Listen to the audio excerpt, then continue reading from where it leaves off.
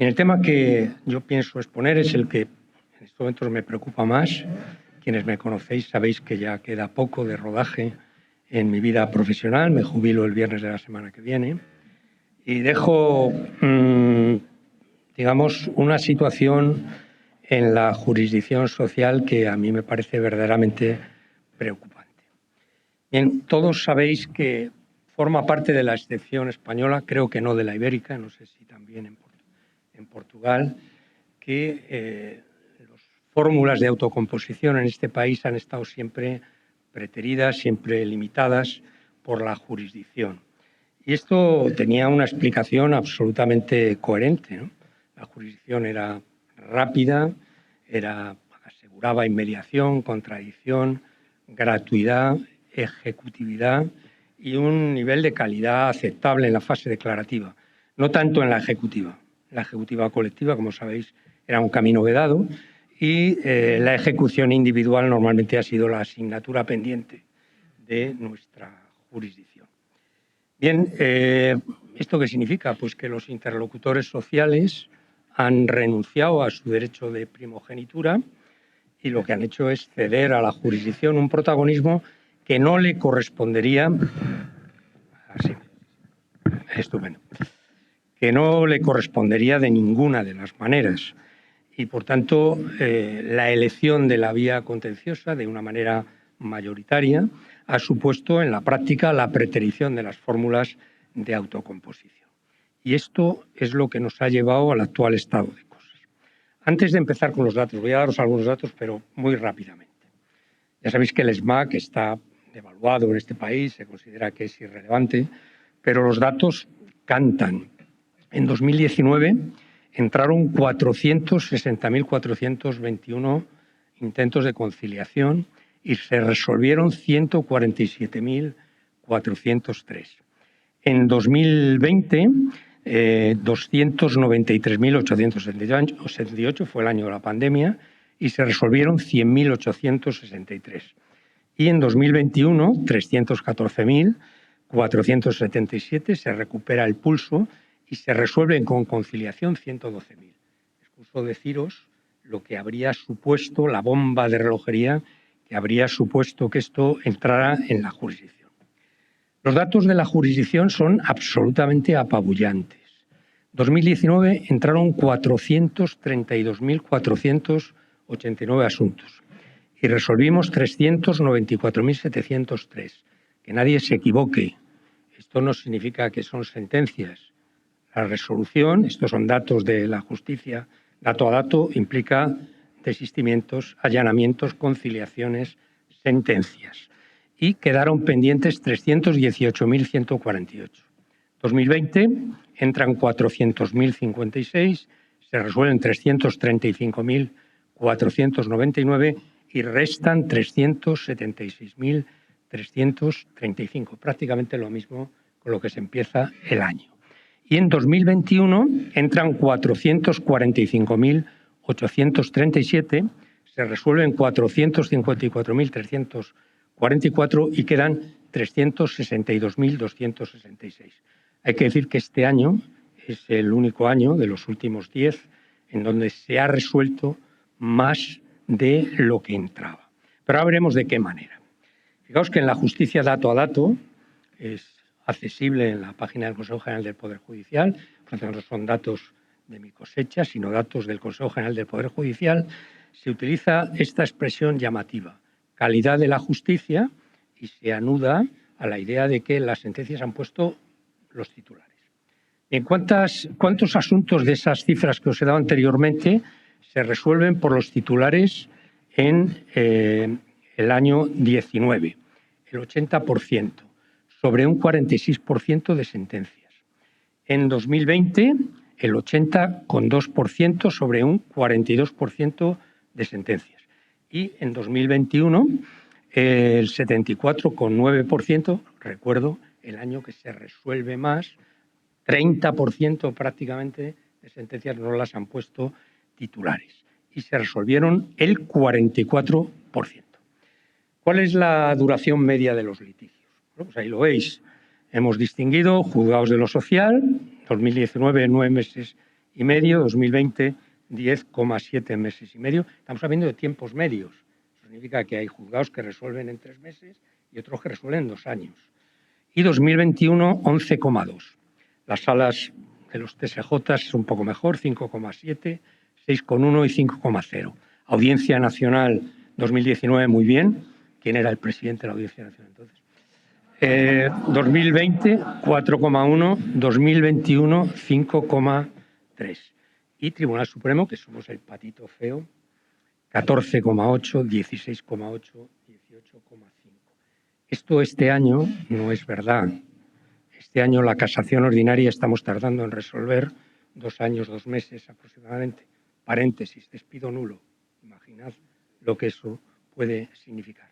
Y la unificación de doctrina, 2 años más o menos. Actualmente tenemos una bolsa todavía pendiente de 2019, estamos a punto de inaugurar 2023 con 150 asuntos vivos. Si hay alguna paradoja relevante en toda esta historia, es lo que estamos pagando de salarios de tramitación a cargo del Estado. Y veréis que la cifra, desde 2013 hasta 2021, suma exactamente 123.300.000 euros. Es decir, es absolutamente escandaloso lo que esto significa y que da una medida de cómo funciona actualmente la jurisdicción. Bien, ¿en qué situación estamos? Bueno, yo creo que estaremos todos de acuerdo en que una carga de entrada que supera ampliamente los 400.000 asuntos es inasumible por la jurisdicción. Y ahí están los resultados. Nos resta, pues prácticamente 350.000 todos los años. Fijaos que la relevancia del porcentaje de sentencias, nos estamos moviendo entre el 42 y el 46%, significa que la inmensa mayoría de esa litigiosidad es artificiosa. Bien, porque concluye con desistimientos, con archivos, o podría haberse conciliado, bien en el SMAC, en los asuntos individuales o plurales, o bien en el SIMA o en los órganos de mediación de las comunidades autónomas en las cuestiones colectivas, ¿no? Tenemos un problema muy importante. El derecho colectivo, a mi juicio, la solución, creo que compartiremos eso, no ha conseguido resolver la madre del cordero, que es conseguir títulos ejecutivos de condena. Y esto comporta que toda esa litigiosidad que podría haberse canalizado colectivamente desembarca de manera masiva en los juzgados y tribunales, atascando de manera absurda, porque son litigios que se repiten una y otra vez, pues el funcionamiento de nuestros tribunales. ¿En qué situación estamos? Bueno, pues en estos momentos se está señalando de manera mayoritaria 2023-2024, de manera significativa 2025 y en sitios como Sevilla en 2026. Te despiden en Sevilla hoy y te señalan el juicio en 2026. Es verdad que los TSJ están resolviendo con mayor agilidad, también la Audiencia Nacional, pero evidentemente estamos muy por detrás de los acontecimientos. La situación del Tribunal Supremo, y aprovecho que está aquí Joaquín, es absolutamente capital que cambiemos la casación. O sea, la casación en los términos hasta ahora es un disparate. La unificación de doctrina ha dejado de tener funcionalidad y hay que hacer una apuesta por el interés casacional. El Tribunal Supremo tiene que resolver pocos asuntos, pero asuntos de mucha enjundia jurídica y particularmente asuntos actuales. No podemos continuar haciendo historia del derecho, que es lo que estamos haciendo en este momento. Asuntos repetitivos una y otra vez, basta que veáis las famosas 50 últimas sentencias y veréis que una y otra vez estamos viendo lo mismo. Y estamos viendo lo mismo porque el retraso es tan absolutamente brutal que inevitablemente los asuntos, cuando los conocemos, ya los hemos resuelto previamente hasta la saciedad. Anteproyecto de Ley de Eficiencia Procesal en el Servicio Público de Justicia. Grandes esperanzas con esto. Vuelven a insistir, tomad nota, en la obligación de la acumulación de acciones y procedimientos. Y que a estas alturas de la película eso sea un arcano. La inmensa mayoría de los juzgados se niegan a hacer algo que mandata de manera directa y rotunda la ley, nos demuestra en qué situación nos encontramos.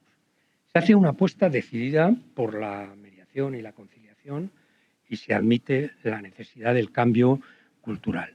Fijaos que algunas iniciativas que se habían propuesto desde la Sala Social del Tribunal Supremo y se habían asumido por el Consejo, eran precisamente hacer una apuesta por el SMAC, es decir, por ese órgano que nos ha dado esos resultados tan llamativos, hacer que funcione, que sea operativo, que los conciliadores concilien. ¿Cuál es el presupuesto para que los conciliadores concilien? Que la parte demandada explique cuáles son sus razones para oponerse a la petición de la demanda. Es decir, aquello de me opongo por las razones que alegaré en su día no tiene ningún sentido. Para eso no hacemos ese tema. No tiene ningún sentido. ¿Qué es lo que proponíamos nosotros? Pues que en el acto de conciliación administrativa se identificaran hechos y fundamentos de oposición a la demanda. Y que, ojo, no se pudiera luego en el acto del juicio hacer alegaciones nuevas. Esto es lo que pasa, os recuerdo, para los demandantes. El demandante lo que diga en la papeleta de conciliación es lo que va a decir en el juicio, salvo que sean hechos nuevos o de nuevo conocimiento cuya carga probatoria le corresponde. ¿Por qué la parte demandada puede decir lo que se le cante, cuando en la conciliación se ha limitado a decir que se opondrá por las razones que alegará en su día? Bien, ya sabéis que hay una propuesta de modificación, cambiar las fechas de conciliación entre el letrado de la Administración de Justicia y el juicio, y ahí sí se tiene que alegar hechos y fundamentos de oposición o causas de oposición a la demanda. Pero pasa lo mismo. En el acto del juicio no se establece ninguna consecuencia negativa para quien rompa las reglas del juego y quiebre la buena fe procesal que es exigente a todos los niveles, ¿no? Bien, tampoco se ha tomado ninguna medida que proponíamos para conseguir que las empresas, en los procedimientos de flexibilidad interna y externa, cuando notifican a los representantes de los trabajadores la decisión, la medida, la que fuere, pongan los datos, los requisitos y características que permitan que las demandas colectivas sean demandas de condena. Hoy sabéis que esto es muy complicado para resolver, lo que no quita que también los sindicatos tengáis que hacer alguna autocrítica en relación con este tema. Pero sería fácil para el empleador, no tendría ninguna dificultad y posibilitaría que los títulos fueran de condena, cumplieran los requisitos del 163 de la ley reguladora y las demandas los del 157.1a. Bueno, ya sabéis que tanto el artículo 13 del sexto ASAC como el artículo 15 sí establece que en la oposición a la papeleta de mediación se identifiquen hechos y causas de oposición, pero sin embargo pasa lo mismo. A la hora del juicio, el demandado va a poder hacer la defensa que quiera, generando manifiesta indefensión al demandante, que no puede cambiar el paso, a diferencia del otro. Bien, y entramos ya aquí en materia, entramos en materia autocrítica. ¿Por qué pasa esto? Bueno, pues hay un relato universal que asume todo el mundo, a diestra y a siniestra, y es que faltan medios materiales y personales. Es una cosa bastante sencilla de entender. Entra una gran carga de trabajo, no la resolvemos, faltan medios materiales y personales, y se quedan a escuadra. Yo no, ya que me voy, no soy tan ingenuo de decir que esto es verdad o es mentira, no lo voy a hacer. Lo que creo que se tiene que exigir a quien afirma esto es la carga de la prueba. Tiene que probar que esto es verdad. Es decir, que con los medios materiales y personales de los que disponemos estamos en condiciones o no estamos en condiciones de atender a la demanda social de justicia que en estos momentos están en nuestros tribunales. Os voy a dar algunos datos que son tremendamente llamativos. Jornada de los jueces, 1.625 horas teóricas. En la práctica, 1.404, porque se retiran 67,5 de moscosos y 153 de formación. Es decir, aquellos listos que hacen cuentas a la hora de identificar lo que tienen que trabajar, pues empiezan de entrada a tomarse todos los moscosos. Yo nunca me he tomado un moscoso en mi vida, pero toman todos los moscosos, naturalmente, y se va a todos los cursos de formación. Significa que tu carga de trabajo se reduce exponencialmente, como acabáis de ver. ¿Cómo gestionamos el trabajo exigible a un juez?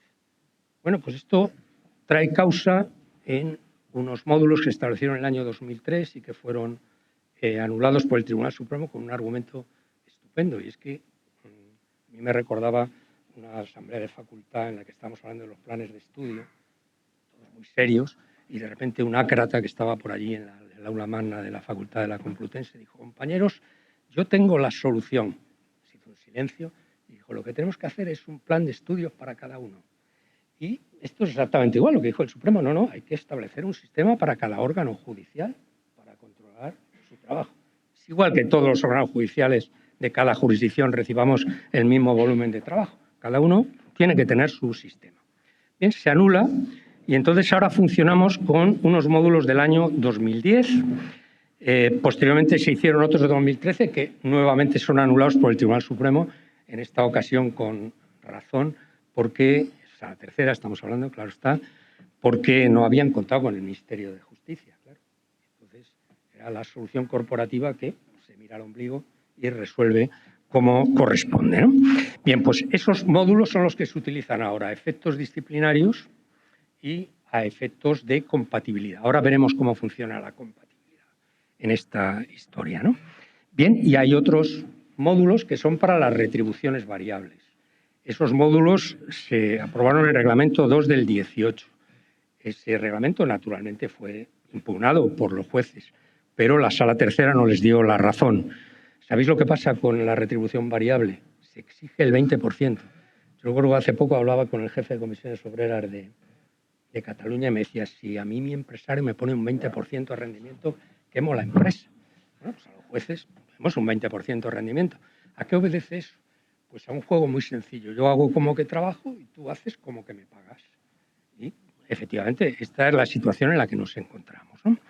Bien, el tema no queda ahí, porque el bloque asociativo judicial reclama que se le rebajen los objetivos de manera general y abstracta con base a su riesgo de salud laboral. Es decir, una profesión que se autoorganiza, que va al juzgado cuando le parece, etcétera, pues resulta que está en riesgo laboral en relación con este tema.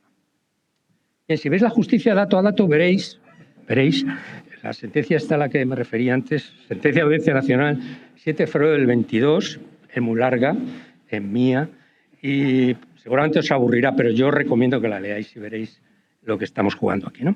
Bien, en el Consejo no hay un registro operativo de comisiones de servicios sin relevación de funciones, tampoco de compatibilidades autorizadas, o sea, no podemos controlar. Ojo, aclaremos, hay una página de transparencia, porque aquí somos muy modernos, página de transparencia, entonces tú picas Ricardo Bodas Martín y ves si tengo o no reconocida compatibilidad, pero eso no es de lo que estamos hablando aquí.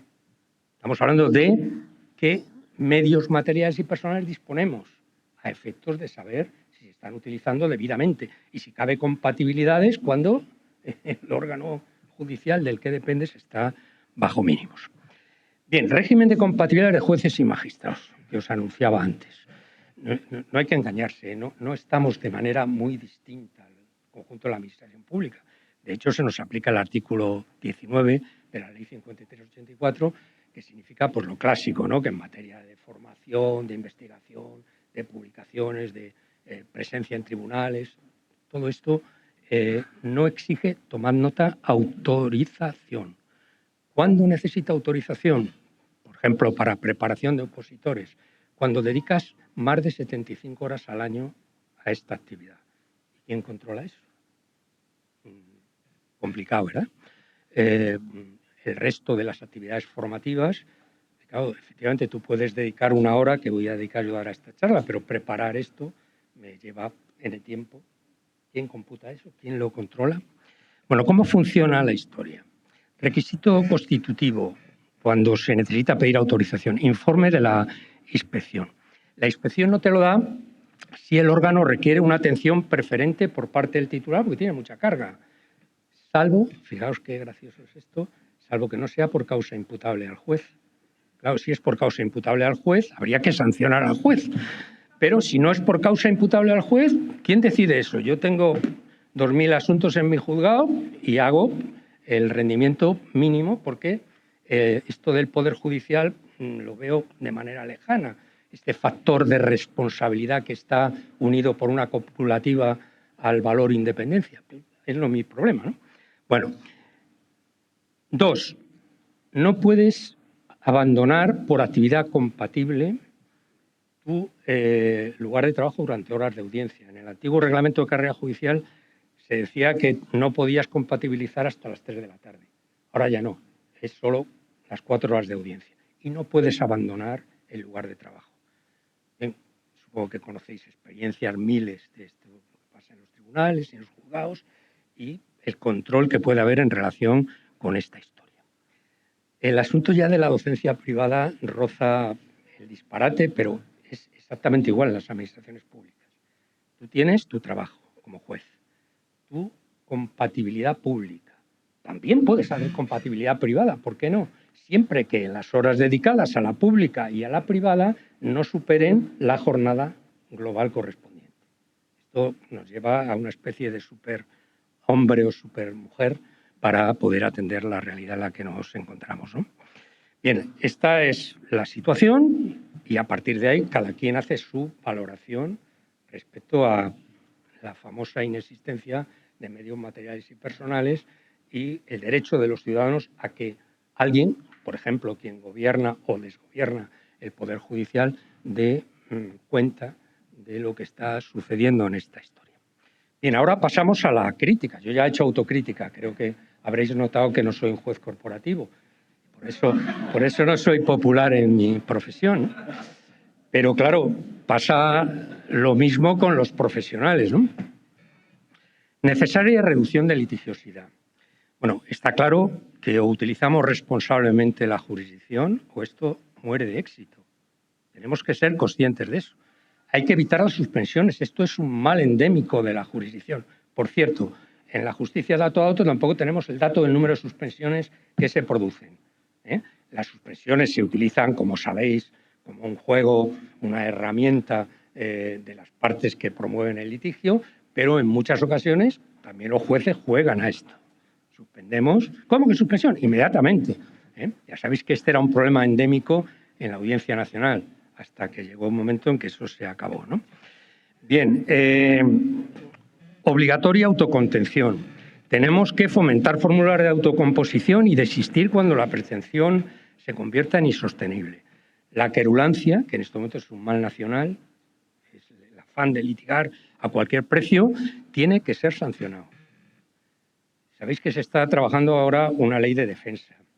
En esa ley de defensa se prevé que hay que hacer una hoja de encargo. En la hoja de encargo, el profesional tiene que explicar a su cliente si el litigio es un litigio sostenible o no, igual que los abogados de oficio. Y cuando no lo haga, la temeridad la debe pagar el abogado o el agravado social, no el trabajador. Cuando se lo haya advertido, insista, y dentro de la ética estética del profesional sea llevar pleitos sin salida, pues allá él. Pero lo que no es de recibo es que la gente se enamora de su juicio y se le acaricia el oído para ir a un pleito cuyo futuro es simplemente bloquear la jurisdicción. Tenemos que promocionar el derecho colectivo de manera decidida, sentencias colectivas de condena, promocionar acumulación de acciones, procesos y recursos, y eso significa que cuando no se haga tenéis que recurrir, y tenéis que recurrir con todas las consecuencias. Es decir, no puede ser que haya una política general de negación, acumulación de acciones y de recursos, como se está planteando en estos momentos. Creo que los colegios profesionales tienen que jugar un papel importante, protocolizar fórmulas, sobre todo para la acumulación de recursos. No tiene ningún sentido que estemos llevando hasta la última instancia recursos cuyo final conoce todo el mundo, desde el momento en que se formaliza el recurso. Hay que anticipar pruebas documentales y periciales de manera obligatoria, no solamente las que sean complejas, es fundamental. Es fundamental cumplir escrupulosamente el mandato del 85.6, identificar las partes y el tribunal qué hechos debatimos y qué hechos no debatimos y, desde luego, reducir la duración de las vistas, especialmente los litigios colectivos. Hay que hacer una apuesta absolutamente decidida por la negociación colectiva, particularmente por las comisiones paritarias. Las comisiones paritarias hoy simplemente, como sabéis, son pues un proceso puramente formal en el que normalmente no se negocia. O cambiamos esa cultura o conseguimos que las comisiones paritarias sean verdaderamente instrumentos de negociación y que resuelvan la materia colectiva y busquemos fórmulas apoyándonos en el artículo 4.6 del sexto ASAC para también formalizar conciliaciones individuales a través de estas fórmulas, o lo tendremos muy, muy complicado. Yo creo que los convenios colectivos y los acuerdos sectoriales tienen que plantearse seriamente esto. Es decir, tenemos que sacar de la jurisdicción todo aquello que podamos negociar y que podemos negociar a través de fórmulas de autocomposición que son perfectamente factibles. Siguiente tema. Ya sabéis que es los que y las que me conocéis sabéis que es mi gran frustración, ¿no? Porque hicimos una gran apuesta en la Audiencia Nacional por esto y hubiera sido una revolución conseguir títulos de condena colectivos y conseguir su ejecución. Bien, no se cumplen los requisitos del 157.1a, comprendo que es difícil, pero hay que hacer un esfuerzo para conseguirlo. Ahí os he puesto un número muy importante de sentencias en que se ha descartado la ejecución colectiva precisamente porque no se cumplían los requisitos del 163, no se daban datos, requisitos, características, pero también hay un número significativo, importante, y hay que decir que el Tribunal Supremo en esto, en los temas, no solamente en la materia de despido, que ya sabéis que desde el primer momento abrieron la mano, ¿no? Discutiblemente, pero se abrió la mano. Pero actualmente también en medidas de flexibilidad interna y externa se están haciendo esfuerzos para salvar la ejecución colectiva siempre que sea posible. Esto es absolutamente capital. Y finalmente concluyo diciendo que es la hora de la autocomposición. Cuando fracasa la jurisdicción, que no se trata de apostar, sabéis de sobra que no es esa mi posición, al contrario, creo que hay que recuperar una jurisdicción de éxito. Pero para que haya una jurisdicción de éxito tiene que haber una autocomposición de éxito. Esto es absolutamente fundamental. La solución negociada no puede ser simplemente un trámite previo que hay que pasar formalmente. Tiene que ser verdaderamente un espacio en el que las partes tengan la voluntad de negociar. Y eso ya no es una opción. Es que la jurisdicción no va a resolver. En materia colectiva en particular. Es decir, no tiene ningún sentido que nos tiremos en resolver asuntos de gran enjundia de futuro para las empresas y para los trabajadores que tarden 3, 4 años o el tiempo que sea necesario. Bien, se trata de dos vías. Yo creo que la opción de la autocomposición es clara. El que se apueste por la solución de un tercero, que es la solución heterónoma, significa que uno gana y uno pierde. ¿Eso pacifica el conflicto? Casi nunca.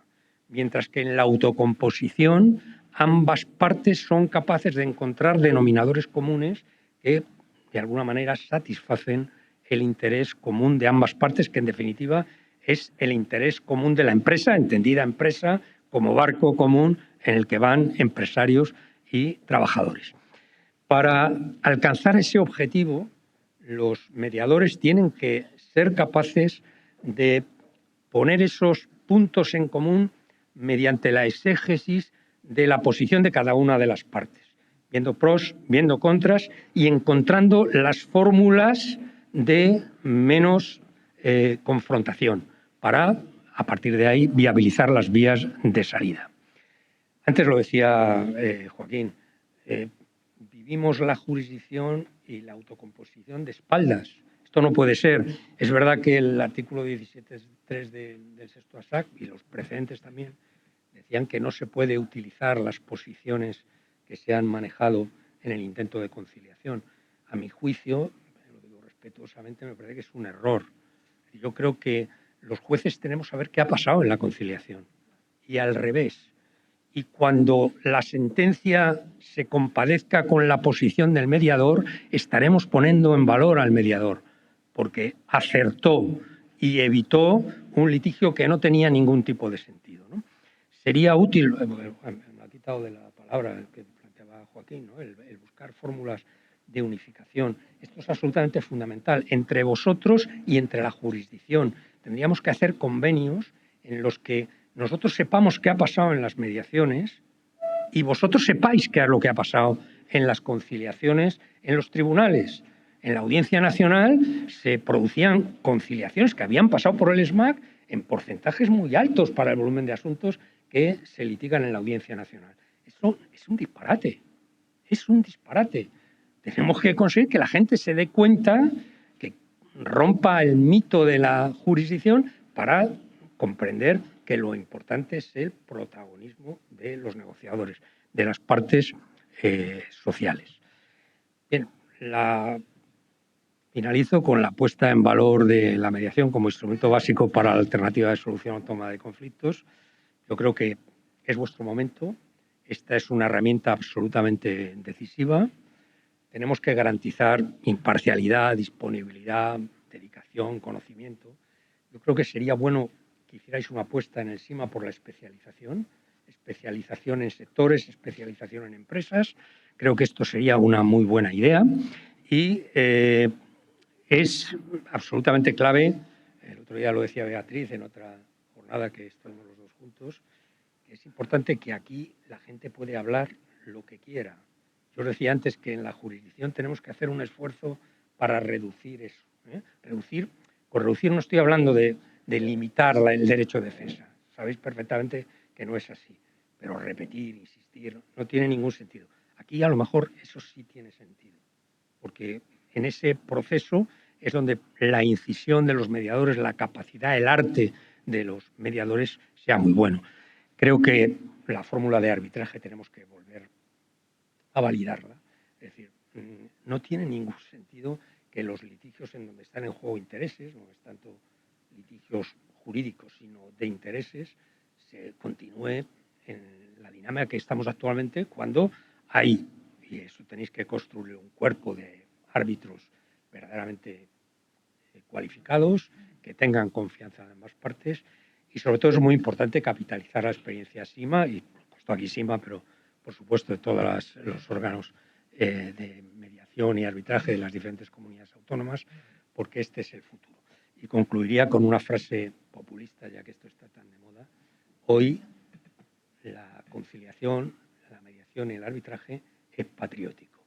Esto es fundamental. Muchas gracias.